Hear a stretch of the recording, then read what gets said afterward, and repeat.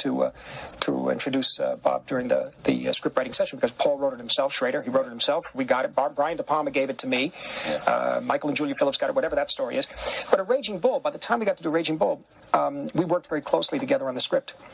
And in that process, because we wanted to do something very special, this is after Martin had written the first drafts, and then Paul Schrader came in. And when Schrader did 2 drafts, he gave it to us. We went away to an island. He took it to an island. Bob likes to go to islands. I'm an urban person. It was very strange, palm trees and things, beach, And it was very nice. It was very, very secluded. And we worked for like 2.5 weeks on Paul's version, and we were able to literally make the film right there. We just made the film. Basically, we said everything we had to say. We found that we were going along the right areas with each other. I also found that he was doing things that I didn't even need to know, and he knew that I was going to do things that he didn't need to know. So that he became very, very reasonable and workable when I was doing very, very intricate shots in the ring, because he knew that something special I had in mind was going to come out of this, including that sequence where he gets beaten up by Sugar Ray Robinson, which takes only 20 seconds of film time, but took 10 days to shoot. Most people would believe that's your best film. Do you believe that? I don't know. I don't know. I mean, to me... Is it your favorite? I like it, but all the films I make, I really don't go and revisit them. I don't look at them really. No. But do you make too personal? I can't. Yeah, but I mean, Dawn Steele and other women in your life have always talked about one of the wonderful things about you, and I just know because she's told me, but that you, I think Barbara. Yeah.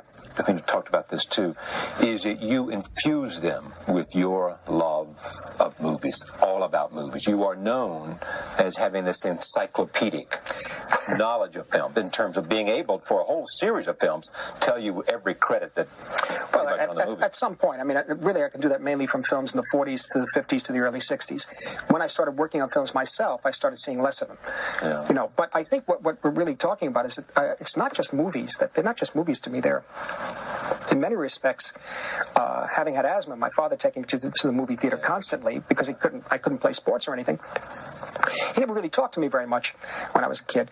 And so that was a way of talking. That was a way of experiencing strong emotional, whether it was Kirk Douglas and Lana Turner in The Bad and the Beautiful, or it was James Mason in The Desert Fox, or it was On the Town, or American in Paris, any of these things. It was a way of experiencing emotion, of feelings. If I wanted to say I loved you to him, which I didn't, it was through that film, you see. Yeah. And same way with him to me. And my mother to a certain extent also, my older brother too.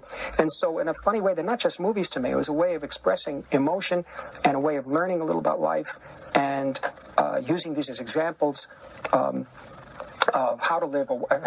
You can't take, not every film. What I mean by that is that it's like, it becomes about life. The pictures I make, I'm talking about, it becomes about the fact that, yes, I adore these old movies and everything, because I can never make them. I wish I could have, but I'm not. I'm what I am. I do what I do now.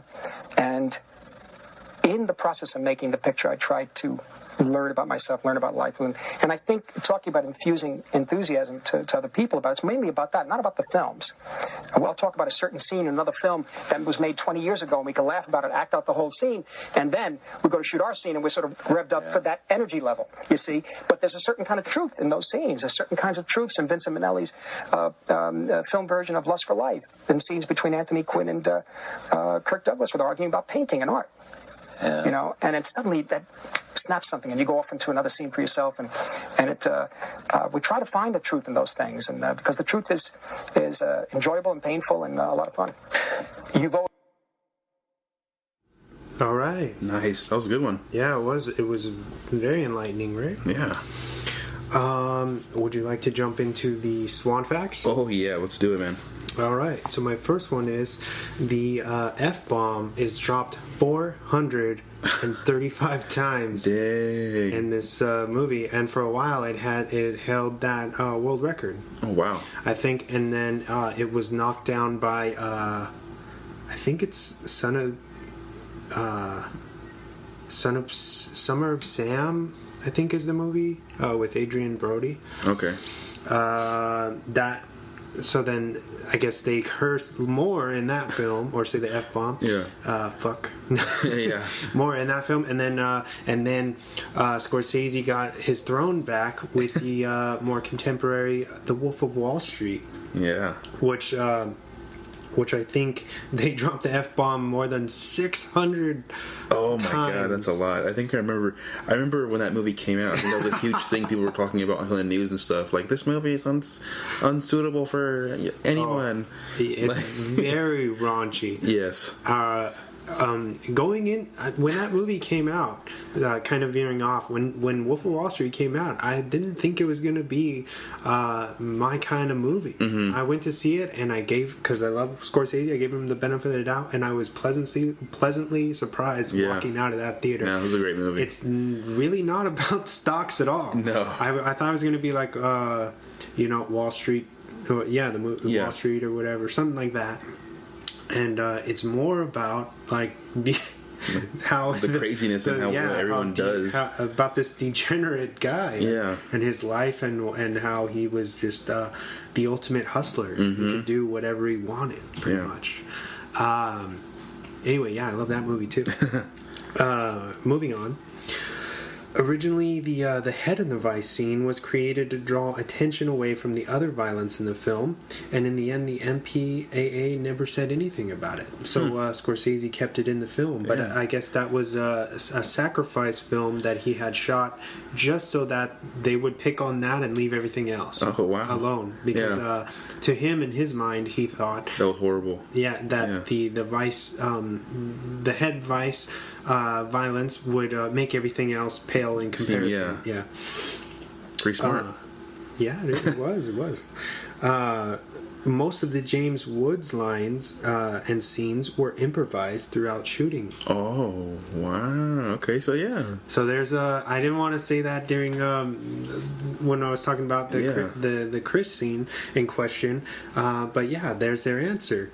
Nice. It was probably improvised. That's great acting on his part. Thinking on their feet. But I mean, he had been around for years before that. Oh yeah, he's still around now. Yeah.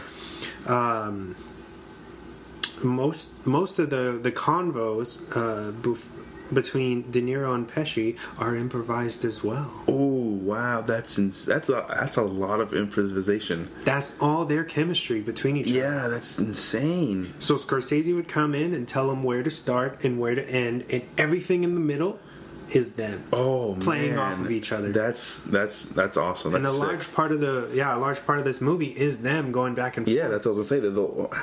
More than half the movie is them talking to each other. And that's I feel like that's magical, dude. Yeah, like, that they were able to be that solid.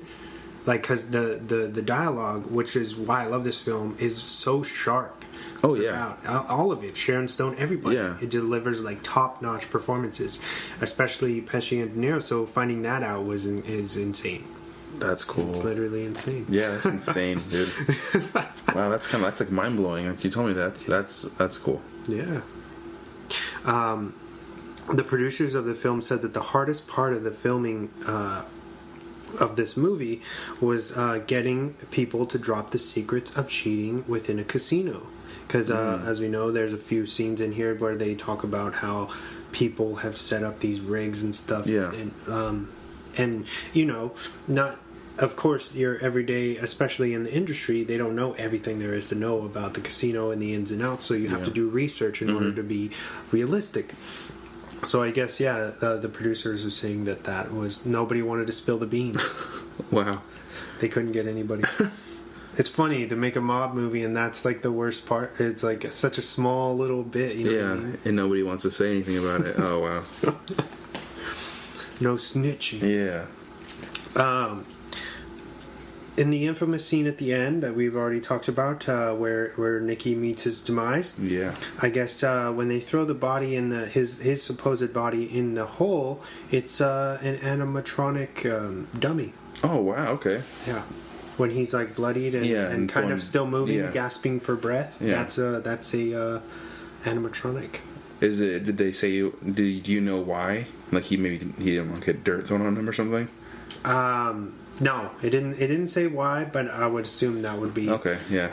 The issue is that they so that they could just throw dirt on him. Yeah, throw the shovel and get it in his mouth. Okay. Whatever, I guess Sharon Stone had a super rough time shooting because I guess she had back trouble all through shooting this. Oh, wow, I guess okay. she irritated what was an old back injury Mm-hmm. during shooting, and then it was like super painful for her Oh, dang. to shoot this whole thing. And there's also a scene I think that aggravated it with where she wears like a gold dress, Yeah. and I guess that dress alone weighed 45 pounds. Oh, dang. Wow. So I thought that was Didn't interesting. look heavy at all. This is Scorsese's first film to be edited digitally. When they were, I guess, converting over. Which was interesting because it's still pretty old. 95. Yeah, 95, yeah. Scorsese's has said in the past that his favorite scene is the overhead shot of Sharon Stone throwing the chips up at the in the air at the craps table. Okay, yeah. I would say, that's a beautiful scene. Yeah, that's a great scene. Because you see like the chips almost come into focus, Yeah. and I wonder like how the fuck did you do that? Yeah. Like, how did you do? Yeah. How many times did you have to do that Just to Because get that. It's so perfect. Yeah, it is. The movie is based on the career of casino boss Frank Lefty Rosenthal, also portrayed by De Niro. Okay. So like I was telling you in the beginning, this film is based on real accounts, and Okay. everybody's portraying real people. Oh, okay. And I just thought that was super interesting. Yeah. And if you look at pictures of everybody, like how they really looked, Yeah. Pesci looks almost exactly like the real guy. Really? So it's interesting. Sharon Stone was fucking like on a par with how Yeah. and was De Niro would be the only one who looked a little different than the real guy. Mm-hmm. The real guy was, I think, just like a straight Caucasian, Okay. like little white dude. Yeah. And but if you see like pictures of him, like in like court pictures or something like that, he still looks like very like Oh, really? gangsters Yeah. as fuck with his suits and Yeah. shit, and like I said, his Well, was he Jewish? How they kept calling De Niro's character a Jew in the movie? I think that's why they did that, because they Okay. wanted to point out it's a harsh way, but it, Yeah. it kind of is effective. Yeah. Because I mean, mob people don't give a fuck. You know what I mean? Yeah.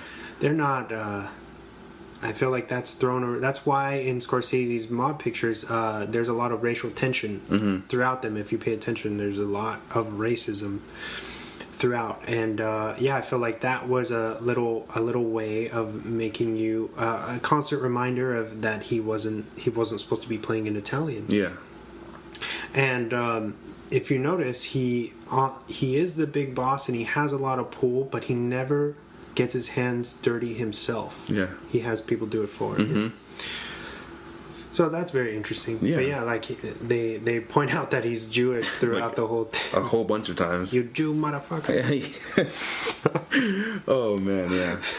Or that makes me that reminds me of that scene where Nicky's talking to Ginger, Sharon Stone's character, and he's like, and they're talking about De Niro, and he's like, I know he's like a Jew fucking all, but he really loves you very much or whatever.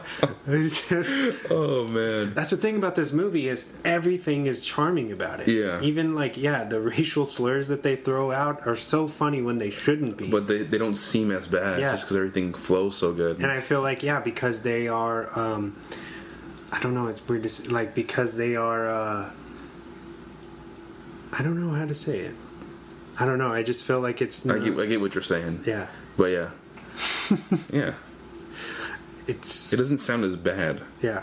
But I feel But it like is because bad. they're well, racism of course is bad in any case. Yeah. It's terrible that exists still. But I don't know. I feel like when when Italians do it, it's just kind of funny. Yeah.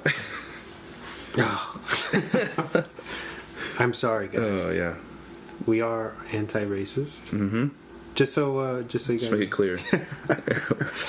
But yeah, this movie's very charming.